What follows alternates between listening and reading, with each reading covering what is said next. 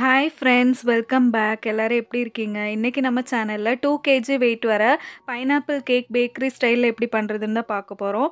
டேஸ்டியான இந்த கேக் வந்து எப்படி பண்ணுறதுன்னு பார்க்கலாம். 2 கேஜி கேக் பண்ணுறதுனால நமக்கு வந்து 8 முட்டை தேவை. அதனால நான் ஒரு ட்ரையான பவுலில் 8 முட்டை எடுத்துக்கிறேன். ஒரு ட்ரையான பவுலில் 8 முட்டை உடச்சி ஊற்றிருக்கேன். இப்போ இதில் வந்து எசன்ஸ் எல்லாமே சேர்த்துக்கலாம். நான் இங்கே பைனாப்பிள் கேக் பண்ணுறதுனால பைனாப்பிள் எசன்ஸ் வந்து ஒரு 2 டீஸ்பூன் அளவுக்கு சேர்த்துக்கலாம். பைனாப்பிள் எசன்ஸ் இல்லைன்னா நம்ம வந்து வெண்ணிலா எசன்ஸ் கூட யூஸ் பண்ணிக்கலாம். இப்போ நான் இதில் வந்து பட்டர் எசன்ஸ் சேர்த்துக்கிறேன். 1 டீஸ்பூன் அளவுக்கு பட்டர் எசன்ஸ் சேர்த்துக்கலாம். உங்ககிட்ட மில்க் எசன்ஸ் இருந்ததுன்னா அது கூட சேர்த்துக்கோங்க. 3 எசன்ஸுமே சேர்க்கும்போது கேக் வந்து ரொம்ப டேஸ்டியாக இருக்கும். இப்போ இதில் வந்து 2 டேபிள் ஸ்பூன் அளவுக்கு நான் தண்ணி சேர்த்துக்கிறேன். சேர்த்துட்டு இதை வந்து பீட் பண்ண ஆரம்பிச்சிடலாம். நான் இங்கே கேக் ஜெல் யூஸ் பண்ணி வந்து கேக் செய்கிறேன். அதனால் தண்ணி சேர்த்துருக்கேன். அடுத்ததா 1 1/2 கப் அளவுக்கு பொடி பண்ணாத சர்க்கரை எடுத்திருக்கேன். அது கொஞ்சம் கொஞ்சமாக சேர்த்து நம்ம வந்து பீட் பண்ணிக்கலாம். நீங்கள் பொடி பண்ண சர்க்கரை சேர்க்குற மாதிரி இருந்தால் கரெக்டாக 2 கப் அளவுக்கு அளந்து சேர்த்துக்கோங்க. இப்போ நம்ம சேர்த்த சர்க்கரை எல்லாமே நல்லா மெல்ட் ஆகி க்ரீமியாக வரணும். அது வரைக்கும் பீட் பண்ணிக்கலாம்.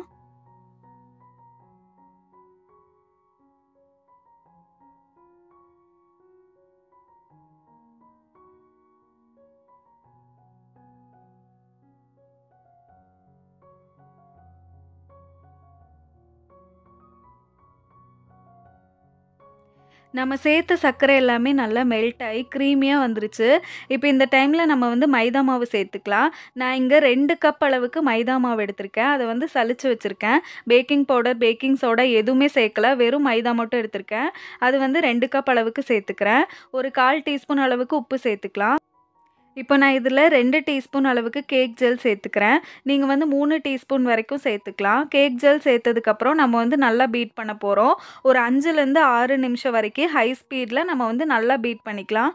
நம்ம சேர்த்த கேக் ஜெல் வந்து நல்லா மிக்ஸ் ஆகணும். அது வரைக்கும் பீட் பண்ணிக்கலாம். நான் இங்கே பேக்கரி ஸ்டைலில் பண்ணுறதுனால கேக் ஜெல் சேர்த்துருக்கேன். நீங்கள் வந்து கேக் ஜெல் சேர்க்காம கூட 2 கேஜி கேக் பண்ணலாம். நான் லிங்க் வந்து டிஸ்கிரிப்ஷனில் கொடுக்குறேன். ஆல்ரெடி நான் வந்து ஒரு ப்ளூபெர்ரி கேக் போட்டிருக்கேன். பார்க்கலன்னா செக் பண்ணி பார்த்துக்கோங்க. நம்ம கேக் பேட்டர் வந்து நல்லா ரைஸ் ஆகி திக்காக வரும். அது வரைக்கும் நம்ம வந்து பீட் பண்ணிக்க போகிறோம். கேக் ஜெல் எல்லாம் சேர்த்து நல்லா மிக்ஸ் பண்ணியாச்சு. இப்போ கடைசியாக இதில் வந்து 1/3 கப் அளவுக்கு நான் ஆயில் சேர்த்துக்கிறேன். நம்ம 1/2 கப் வரைக்கும் ஆயில் சேர்த்துக்கலாம். இதை வந்து பீட் பண்ணிக்கலாம் திரும்பவும்.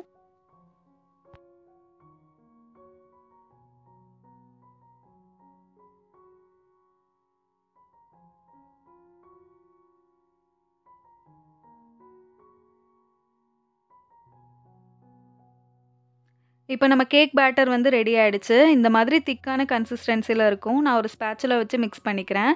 நான் இங்க 10 இன்ச் கேக் பேன் எடுத்திருக்கேன். அதில பட்டர் பேப்பர் போட்டு கிரீஸ் பண்ணியிருக்கேன். அதுக்குள்ள நம்ம வந்து பேட்டர ஊத்திரலாம். நீங்க 2 கேஜி கேக்கெல்லாம் பண்ற மாதிரி இருந்தா 10 இன்ச் கேக் பேன் வந்து கரெக்ட்டா இருக்கும். அப்பதான் நமக்கு வந்து 3 லேயரா கட் பண்றதுக்கும் ஈஸியா இருக்கும். இப்போ இந்த கேக் பேக் பண்ணுறதுக்காக ஒரு பாத்திரத்தை 10 நிமிஷம் ப்ரீஹீட் பண்ணி வச்சுருக்கேன். அதுக்குள்ளே இறக்கி வச்சு 1 1/4லேருந்து 1 1/2 மணி நேரம் வரைக்கும் நம்ம வந்து பேக் பண்ணி எடுக்க போகிறோம்.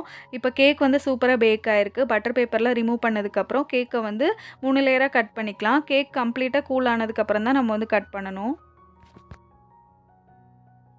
இப்போ கேக் கூல் ஆயிட்டு இருக்க டைமில் நம்ம வந்து க்ரீம் ரெடி பண்ணிக்கலாம். பவுலையும் விஸ்கையும் ஒரு 1/2 மணி நேரம் நான் வந்து ஃப்ரீசரில் வச்சுருந்தேன். இப்போ இதில் வந்து நான் 3 கப் அளவுக்கு ஃபியோனா விப்பிங் க்ரீம் சேர்த்து பீட் பண்ணிக்க போகிறேன். நம்ம கேக்குக்கு 2 1/2 கப் அளவுக்கு இருந்தால் போதும். எனக்கு இன்னொரு கேக்கும் இருக்குது. அதனால் நான் வந்து ஒன்றாவே சேர்த்து 3 கப்பும் பீட் பண்ணிக்க போகிறேன். க்ரீம் வந்து இந்த மாதிரி கன்சிஸ்டன்சியில் இருக்கணும். அப்போ தான் நம்ம கேக்கில் சேர்க்கும்போது மெல்ட் ஆகாமல் இருக்கும். க்ரீமும் வந்து சீக்கிரமாக விப் ஆகிடும்.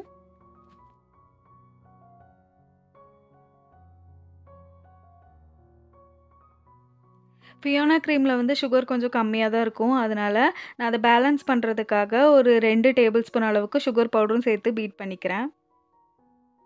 க்ரீம் வந்து ஸ்டிப் பீக்ஸாக வரணும். அது வரைக்கும் பீட் பண்ணிக்கலாம்.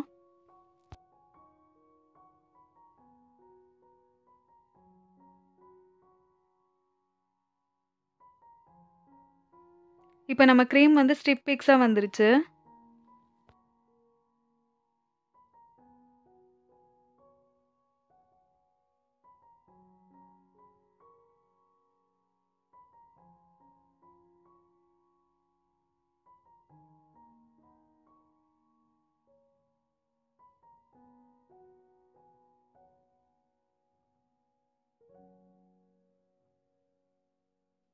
கேக்கு 3 லேயரா கட் பண்ணதுக்கப்புறம் ஐசிங் பண்ண ஸ்டார்ட் பண்ணிடலாம். ஒரு டர்ன் டேபிள் மேல கேக் போர்டு வச்சிருக்கேன். நான் இங்க 12 இன்ச் கேக் போர்டு வச்சிருக்கேன்.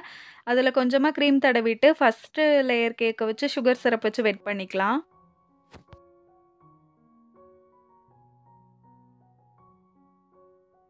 அடுத்ததா நம்ம ரெடி பண்ணி வச்சிருந்தோம்ல, அந்த க்ரீம வந்து அடுத்த லேயரா சேர்த்துக்கலாம்.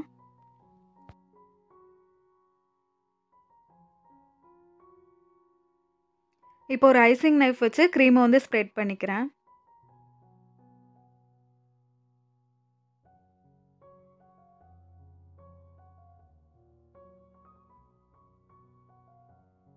இப்போ இந்த கேக்கோட லேயர்ல பைனாப்பிள் க்ரஷ் எடுத்திருக்கேன். அத சேர்த்துக்கிறேன்.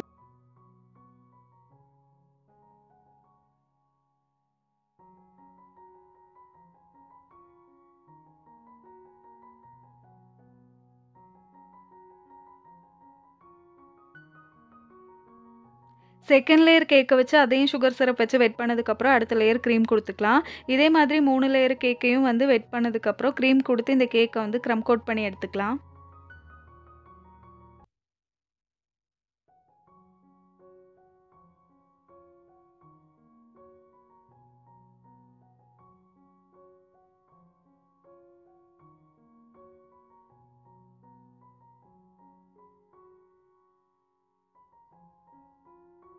கடைசி லேயர் கேக்கையும் வச்சதுக்கப்புறம் சுகர் சிரப் வச்சு வெட் பண்ணிட்டு கேக்க வந்து க்ரம் கோட் பண்ணிக்கிறேன்.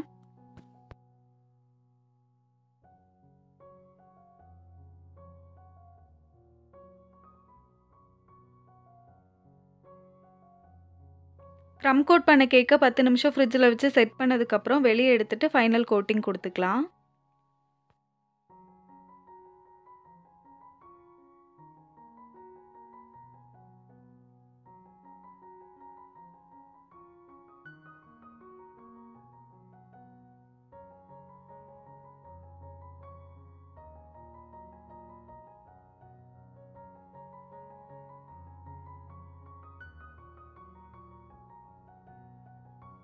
கேக்குக்கு ஃபைனல் கோட்டிங்லாம் குடுத்தாச்சு. இப்ப கடைசியா கேக்க வந்து டெக்கரேட் பண்ணிக்கலாம். க்ரீம்ல வந்து எல்லோ கலர் சேர்த்து மிக்ஸ் பண்ணியிருக்கேன். அத வந்து ஒரு பைப்பிங் பேக்ல போட்டதுக்கப்புறம் 100 N1 நாசில் போட்டிருக்கேன். அத வச்சு இந்த மாரி ரோசட்டா டிசைன் குடுத்துக்கிறேன்.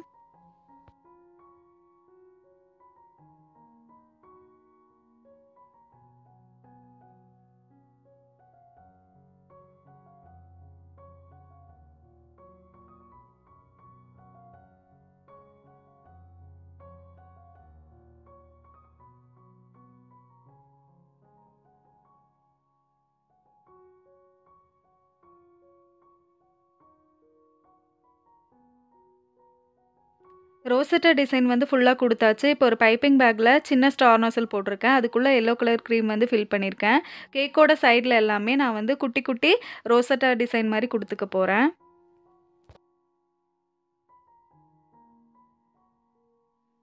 அதே மாதிரி குட்டி ஸ்டார் நாசில் போட்டதுக்கப்புறம் ரெட் கலர் க்ரீமையும் ஃபில் பண்ணிட்டு, சைட்ஸ்ல எல்லாமே ரோசட்டா டிசைன் வந்து குடுத்து ஃபில் பண்ணிக்க போறேன்.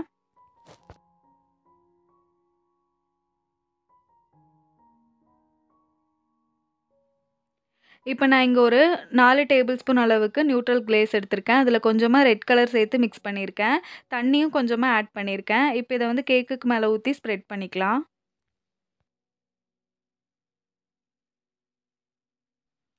அவ்வளோதான் ஃப்ரெண்ட்ஸ், நம்மளோட சூப்பரான டேஸ்டியான பேக்கரி ஸ்டைல் பைனாப்பிள் கேக் வந்து ரெடி ஆயிடுச்சு.